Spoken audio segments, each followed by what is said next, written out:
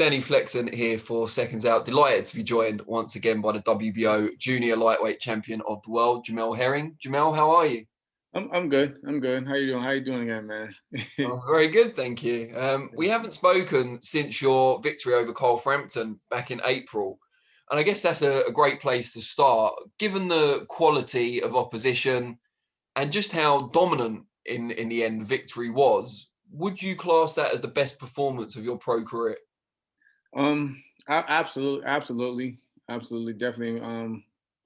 One of the best performances of my career, especially everything that I've been through in just in the past year or so, and not to mention people thought I was kind of like fading out, fizzling out, and with the way I've looked, but so I'm very proud of how I bounced back in the Frampton fight, and I could definitely say that's one of the best, one of the best performances of my career so far.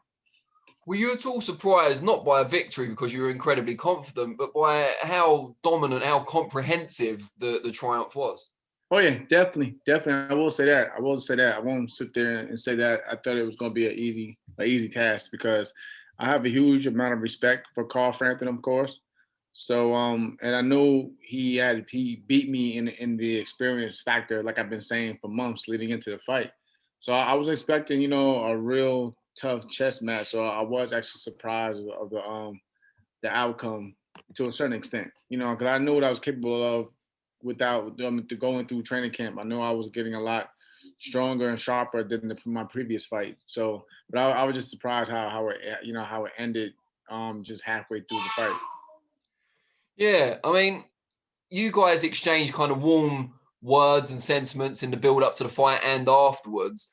Although you're obviously elated with the performance, once it's all said and done, was there an element of sympathy for Frampton in the way that he went out? Obviously, it was the last fight of his career. Of course, I am human, and I've expressed many times that I am a fan of Carl Frampton and for what he's done in his career.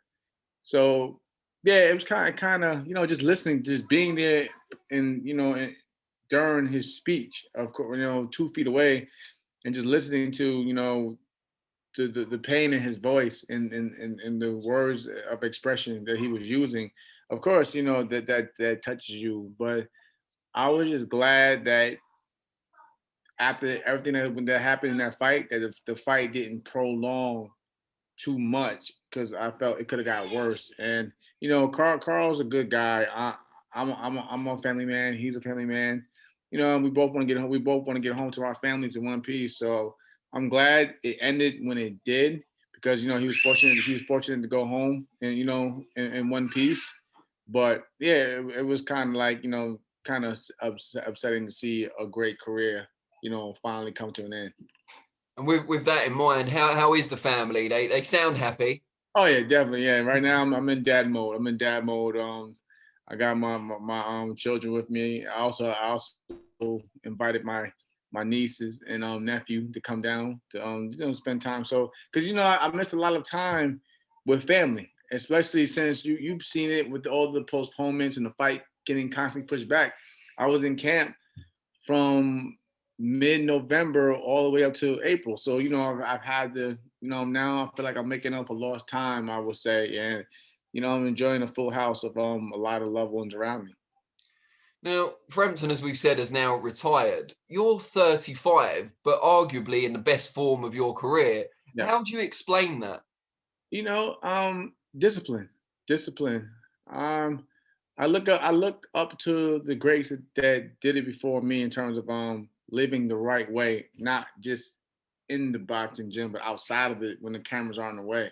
I mean, look at Manny Pacquiao right now. He's about to fight for another lineal world title championship against my good friend Errol Spence, and he's feeling he's so from what we're looking at, he's still looking like a huge threat in the division. It doesn't look like he's slowing down a bit.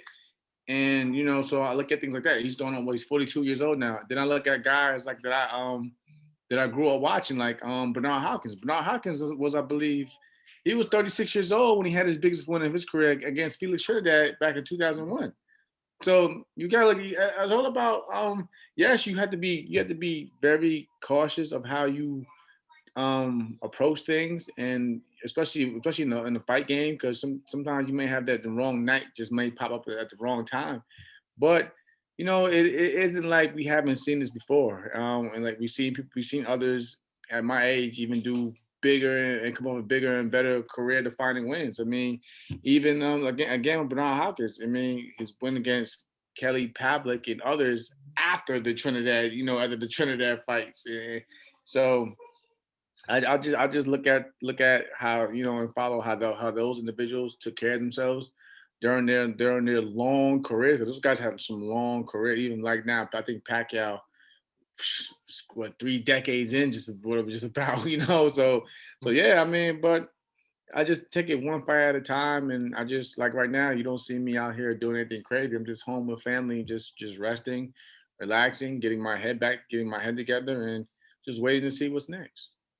And talking of what's next, immediately after the Frampton fight, there was a lot of talk on social media about potential unification between yourself and Oscar Valdez. Right. Why did that not quite come together at the time? You see, boxing is boxing. There's rules that we have to follow. We're saying, especially with sanctioned bodies when you're a world champion. And right now, I have to deal with the whole Shakur Stevenson situation. He's the mandatory. I respect that. I respect the WBO, because the WBO are the ones who gave me the opportunity to win a world championship. But yeah, of course, Oscar Valdez was um, the number one guy that I want to face. I mean, he beat the number one guy, and I give Oscar Valdez all the respect in the world. And me being just so rich in history with boxing, I just wanted to win the Ring Magazine Linear World Championship. That's why I wanted the Oscar Valdez fight.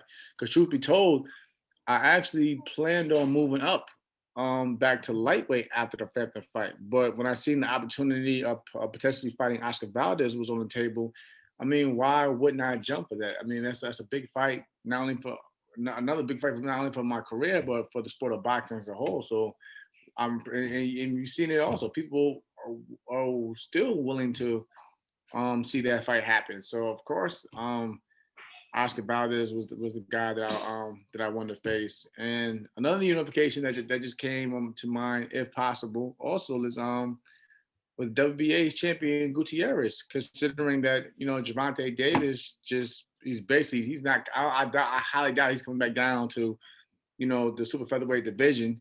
So WBA can be a crazy section of the body, as we know, but if the WBA elevates Gutierrez to super champion status, then why not fight him as well? And I have a relationship with Golden Boy and Robert Diaz, Eric, and Oscar, and those guys. So I see why there wouldn't be an issue making that fight as well if it was on the table. Because basically, if you notice, I just want to win another world title. I want to win another world title. I want to be in the unification matchup. I think the super featherweight division hasn't had a unification matchup in over a decade now. So I'm just trying to be that guy to start bridging the gap between champions and making good fights. So Valdez or Gutierrez would definitely be a fight that I'm interested in.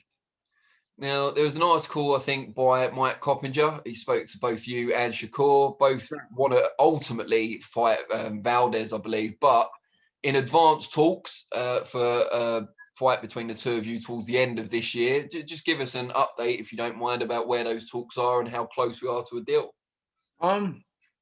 Honestly, I know we've made advance in terms of making the fight, but truth be told, I can't really say how close we are in terms of making a deal, because nothing's been written out yet. Of course, we haven't really spoke on the discussion just in terms of where the location of the fight would be. The last place I heard was Madison Square Garden, but then after everything that's happened in just the last few weeks, that offer was taken off the table. So it's basically back to just talks. I mean, obviously, he wants to fight. Of course, I have no issue with the fight, being a champion, but I can't say. You really have to sit there and ask, with him and his side. Me being a world champion, I mean, I'm willing to fulfill my obligations and fight whoever. But like I said, I just know that I spoke with my team Friday, so it wasn't too long ago. The last time we spoke, and then the next day I spoke with Coppinger afterwards about, and I told him that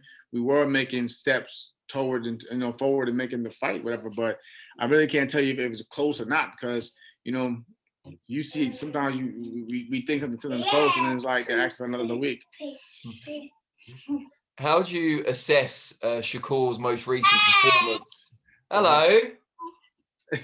How you doing? Sound good. Good. She's giving the thumbs up. Oh, hello. Go play. Go get play. Say bye-bye. Bye-bye. Mommy. Go get mommy. Bye. I've just lost my train of thought. How would I assess Shakur's last fight? Jeremiah Nakathila, WBO interim title, unanimous decision. What did you make of it? I'm not too critical on it, of course. Like I said, he got the win. People, as you see, it's no secret. People have to criticize his performance, of course, but at the end of the day, he got the win. So I'm not, I really don't have much to say on it. I think the main thing, the reason why he got criticized so heavily over the window is because when you have the networks and the promoters building you up to be the next big thing, people who are actually feeding into it, of course, and tuning in, they expect to see what's been fed to them.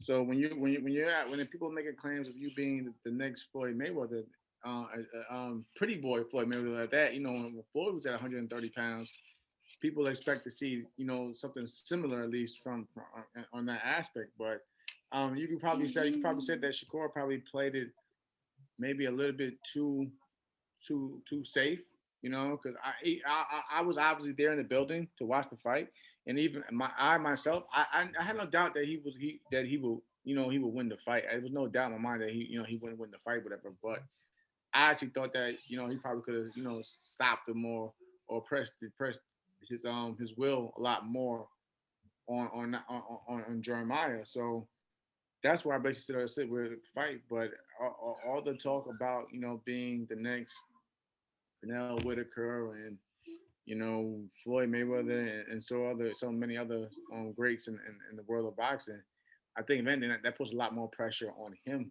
because now he's seeing everything that's been said about the performance.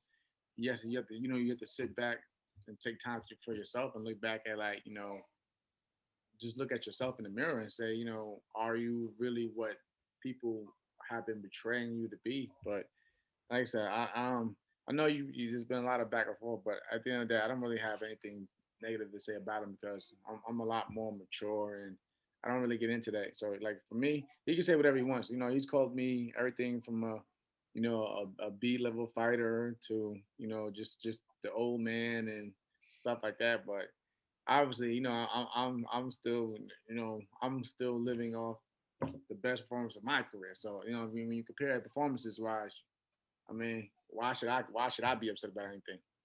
It's a strange tone of criticism for him to levy at you because if the fight does come off, it's a huge step up in class for him. Yeah, and I've the truth be told, with all the things he's been saying, it's only made me a lot more hungrier to go back in the gym once again and prove people wrong. I've been there. You've been there alongside with me in terms of the Frampton fight. Going into that fight, because of me people forget that I was sick. Going into a kennel fight with the COVID situation, people thought I was just not there anymore. I just didn't have the will or hunger. But instead of me getting upset and lashing out, I took everything that was said from the media to the critics and the fans, and I just used it all as fuel to go back in the gym and just train as hard as I possibly could train. And you seen it yourself that the work it showed for itself, in the Frampton fight, even to the point where Carl was actually surprised how dominant I was in that fight. So when I hear things that he's saying and just putting me down in every way he possibly can, it doesn't bother me because I've been there before. All it does is just give me a lot more fire to go back into the gym and just train and put another big win on my career. So, but I definitely believe that I will, without a doubt, be the biggest test of his career as well. It always seems strange when fighters talk about potential opponents in a degrading manner, because if you get the fight and then beat the guy, you've beaten someone that you've already categorized as poor. So it doesn't make sense. Exactly. Yeah, and that's nothing I don't understand. So if you think it's so much of an easy fight and this is down the third, like there's nothing going back to the talks. Why hasn't the anything been solid on paper yet? If this is an easy world championship that you can win from an old man who's a B-level fighter, then there shouldn't be a reason why we're still trying to talk and make this fight. The fight should have been already made. That's how I look at things. If I see an easy target, I'm jumping right. And I had an opportunity to jump at the target. I'm jumping at it, without a doubt. I'm sending my team out there, make this fight happen now. But remember, because you gotta also look at it, Danny. Through all the postponements of the Frampton fight, his team was the one that you look in the media every time they were upset about the fight being pushed back so far because it stopped. It prevented them from getting the chance at the winner. So you would think that, okay, now that the Frampton fight is out the way, that the fight between me and him should have been already made and set in stone. But it's like, okay, it seemed like now, like in terms of negotiations and making the fight now, it seems like this fight is dragging just as long as it was through being for me and Frampton to get in the ring to face each other. So that's why I look at things, and that's like the question: like, do people really mean what they say, or if they really want or if it's just a psychological thing when they're trying to bait you and get in your head after thinking they want something, when in reality they're kind of weary and cautious about jumping in head first. Because I'm not stupid. I'm not dumb. You're not stupid. And I'll just say this as well as a factor. After Frampton, if you really look, they all thought I was going to vacate, because I remember I just told you my plan was to go up to 135-pound lightweight division. So when you break everything down, what did they do? They put, in terms of the WO rankings, the number 1 and number 2 guy fought, because usually when you vacate a title, the number 1 and number 2 guys fight. So when I and then they gave me the 30-day window to decide if I was going to vacate it out. So by when that time was going on, what else did they do? They put an interim title on the table just in case that if I didn't vacate in those 30 days, by the time he fought Jeremiah, even now, if I say after this interview, you know what, I'm going to vacate the title, what happens next?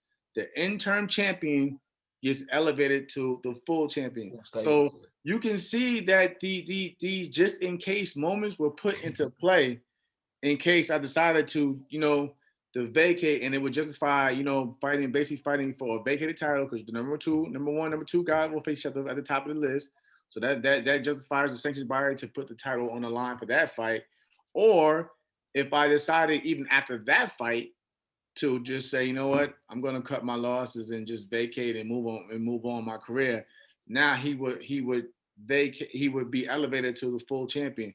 But since neither those two things happened, it seemed like, I look at it as like, okay, like his team has to go back to the drawing board and say, okay, where did we go next? He didn't vacate, so we couldn't fight for the vacated title, and he didn't vacate even after we won again the interim title. So we're still not the full champion. So I'm not, like I said, I study boxing so much, not just from the combatants and within the sport, but the business as a whole. And it's just common sense. If you really break it down like that, you can't tell me that wasn't the plan to begin with. Oh, he's gonna vacate. Oh, he's not gonna fight Shakur. So he's gonna eventually come to his senses and give up the belt. But here I am now, and I'm not speaking any disrespect towards Shakur or anything like that. I'm just calling it for how I see it.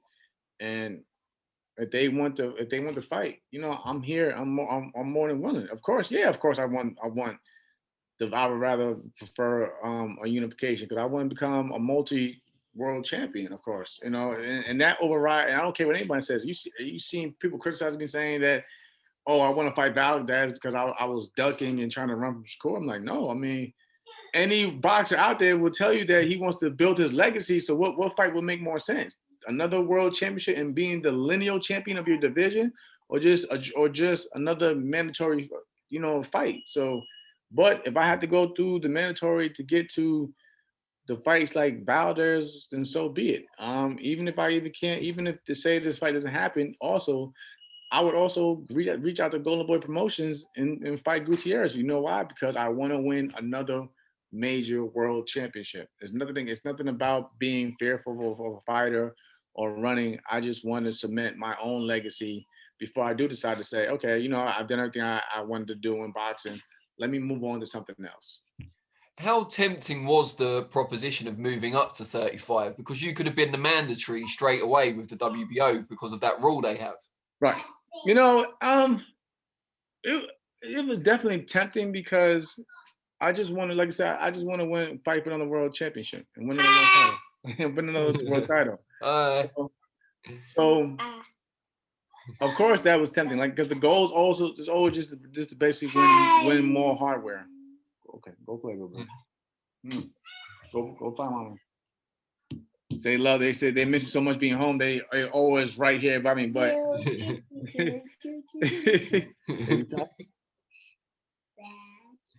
But it was definitely tempting.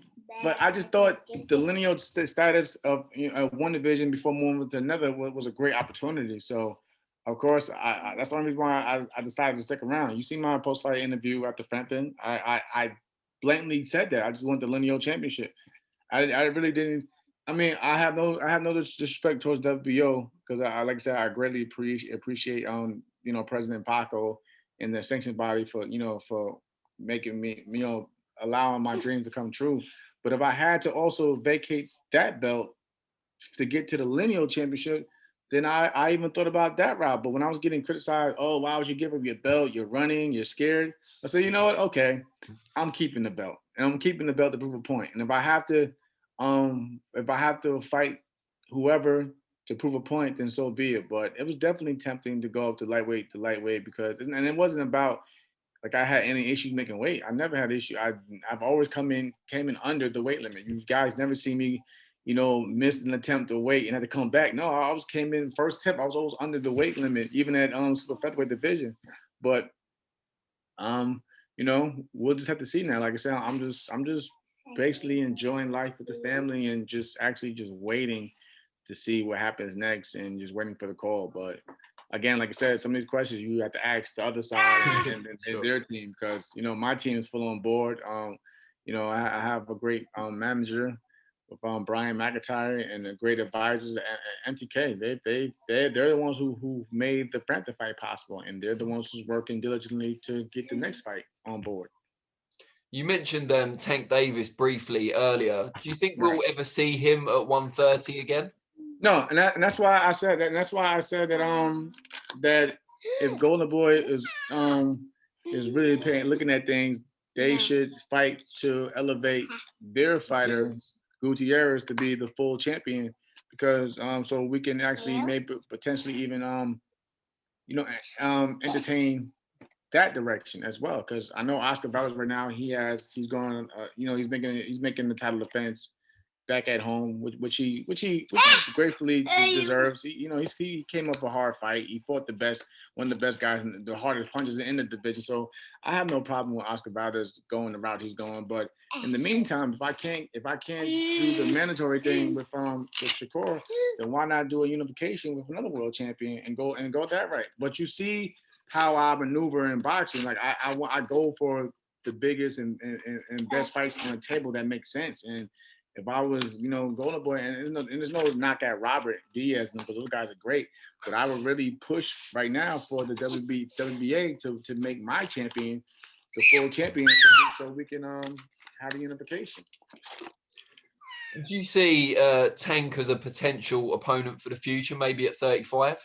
Anything potential. I mean, anything's possible. Anything's possible. I mean, if I was already willing to move up to 35 anyway as it is to fight, the best up there, obviously he would be one of the best that come across the table as well. Yeah. But like I said, right now, I just want to just take care of my business at super featherweight, and we'll just see what happens from there. But yeah, definitely, all those names that you can mention are definitely possible. It's funny, a funny story. People don't know this, but I had when I had posted a few weeks ago that with me and Teofimo Lopez, we're good friends. I didn't know, but and this is how funny the world of boxing moves. But I didn't know that my name came across his desk as a potential fight. So we spoke about that. I'm like, bro, I didn't know nothing about this because if anybody's been paying attention, I've been pushing for Valdez more than anything. But like that just goes to show you how the world of boxing can maneuver and just and people and your name just pop up in the craziest places. So like we laughed about it, we joked about it, but oh yeah, my name popped up as a potential opponent for Teofimo Lopez in the future. And of course, obviously it's great to see Lomachenko back in the fold of things, but he had a great performance. So like that division is definitely heating up, and there's definitely a lot of good names out there. I can imagine Lopez frowning at the prospect, thinking, "I don't want to stay at 135 for that long." Yeah. That's the thing. We all know that Tio isn't really trying to really stick around at lightweight anyway. So, like I said, boxing landscape changes. It'll change like that in like 6 months. That's how quick the landscape usually changes. Well, I'm going to let you get back to your family time. It's incredibly precious, and before you know it, you'll be back in camp. So, enjoy it. And hopefully we'll catch up again when you've got your next fight in the books. We will. We definitely will. But hopefully we hear something soon. But yeah, you're the first person I can even told about the whole my name being mentioned with Teofimo, which I thought was funny and at the time because I'm like I thought I was trying to handle business as super featherweight. But it goes to show you how the machine is always working in the background. Well, you're a man with plenty of options. That's the good bit, so. Yeah, that and I'm grateful for that. Because I once was a man that didn't have many options at all, if anything, on the table. So I'm always grateful, and I'm just very appreciative of what the sport of boxing has done for me. Great stuff. Well, yeah, enjoy the rest of your day. How can you not with your family around you? And we'll speak to you again soon. Thank you, Danny. Take care of yourself.